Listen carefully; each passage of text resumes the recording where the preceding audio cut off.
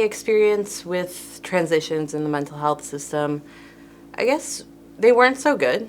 I started in the mental health system when I was about 12 or 13, and I didn't acknowledge that I had a problem. I thought, I'm normal, I take a lot of risks, I feel sad a lot of the time, I ignore my parents, that's normal teenage stuff. And lo and behold, it wasn't normal teenage stuff.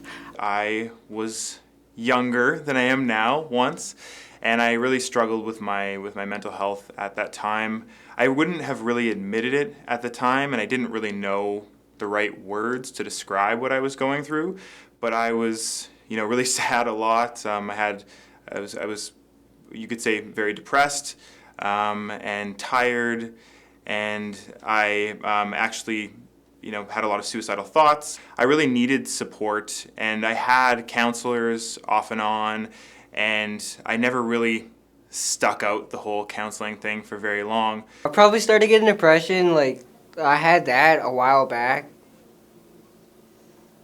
Probably, let's say around 2007. Starting having trouble with my family there. My sister was in and out of the hospital and stuff.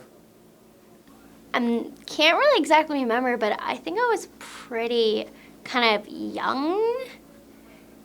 What I can remember, I was in grade 6 and I was seeing a counselor because I was getting bullied a lot, and I felt extremely suicidal. I've been suicidal basically since the age of 8, and I've always been having to talk to people. I've suffered through depression, and drug abuse, and it's not the right way. It's not the right path to go down because it only makes things worse.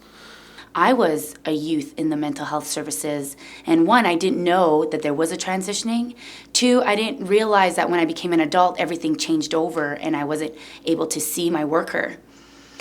And because I didn't know this, I didn't have any tools or services to help me, that when I became an adult and a crisis ended up happening, I didn't have anybody to talk to. Youth coming into my center who haven't transitioned yet to the adult mental health agencies often have no idea what is available to them. They have no idea the services, the providers, who's going to be working with them once they get help. And that's a very daunting and scary fact for them. They basically had someone that they worked with as a child that knew all their secrets, all their deepest, darkest, most horrible and terrifying thoughts and feelings, who now no longer exists. For them, it's often a very big sense of loss, a very big feeling of abandonment. I didn't transition at age 18. I actually just transitioned probably last year. And throughout that time, from age 18 until about 24, I was floating in and out of crisis services, out of the hospital, out of rehab, and out of just a bunch of different places that were really for short-term help. I couldn't really build a rapport with anyone because it was only for a short amount of time. Probably waited years until I actually found the courage to call someone, and then they told me to call someone else, and then they told me to call someone else, and then I did an intake form with this person, and then an intake form with that person, and then talked to this person. So it was a long process. I had switched counselors quite a bit, and it would be like, okay, I'm not comfortable talking to you, so I would end up lying, oh no, I'm good, I'm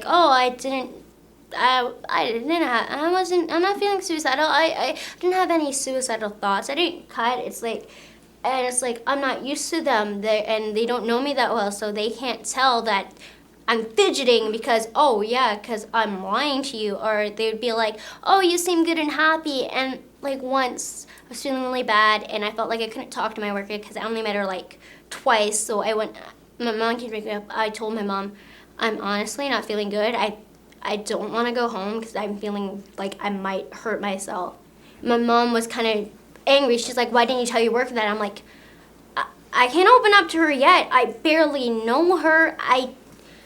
Because for me, it's really hard for me to get close to people and open up to them, especially when you first meet them. Disclosing all of that over, again, a second time to an adult mental health worker is scary. It's terrifying, and oftentimes it's what inhibits them from getting adult services.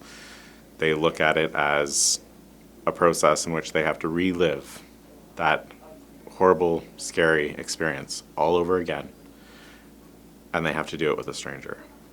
Having the transition process provides them the ability to transfer all that information over who's going to continue working with them in adulthood. A warm handoff is the initial meeting where the youth worker will bring the youth in for our meeting, so we all meet together.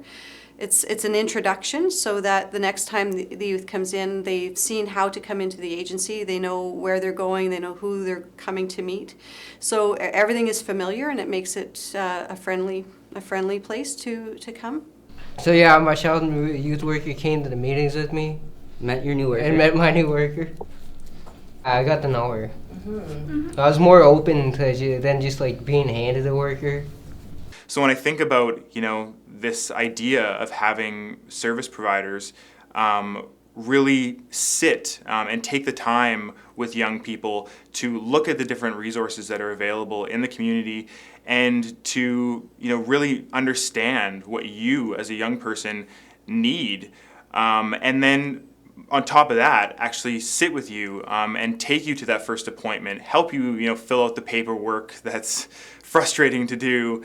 And I think that something like that would have been really great for me, because I wouldn't be sitting there looking at all of these different places and wondering how to actually get to where I needed to go. Instead, I would have had someone that could have led that process. If you have somebody who's willing to take the time and walk you step through step and, get to lead you through the path to success, then it actually helps a lot, because you have somebody there to basically, it's like schooling. You need teachers. When they come into adult services, that it's about them. It's their choice. It's voluntary. They run the show. We're there to support them, but they have.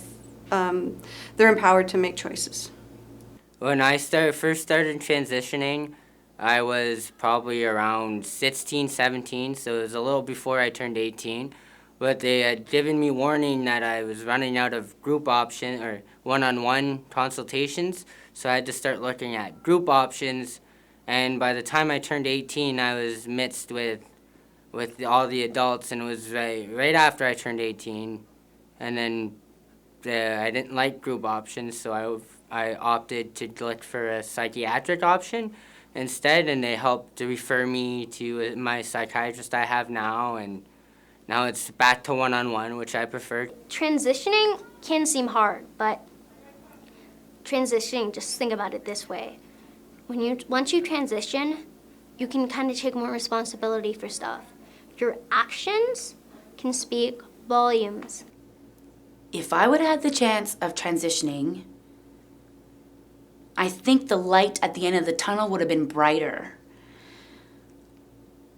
I feel like everyone just wants more friends and more support and more love, that even though sometimes when I was a youth, I thought that I didn't really necessarily need the help, but deep down inside I did know that I needed the help.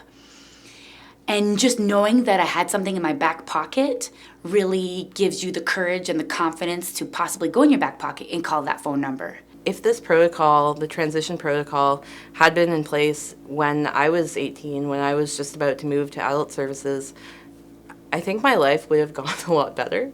And if you can get introduced to the thought of transitioning at 16, 17, then all the power to you, because then it's easier to go into it with an open mind if you're introduced earlier than if you're not.